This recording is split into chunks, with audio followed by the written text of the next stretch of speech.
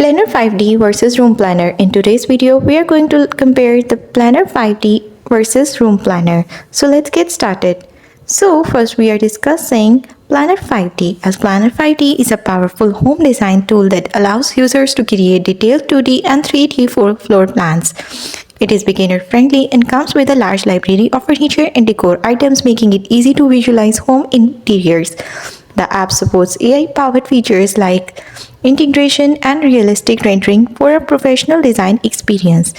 Planner 5D is great for both casual users and professionals, but some advanced features and high-quality renderings require a paid subscription.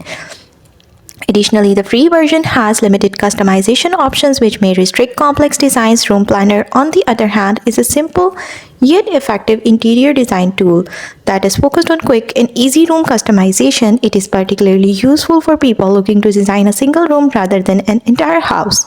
Room Planner features an extensive catalog of real furniture from brands like IKEA, helping users from layouts with actual product. It is user-friendly and great for quick room planning, but it lacks some of the advanced architectural tools found in Planner 5D. The free version also has limited features, and access to premium items requires a subscription.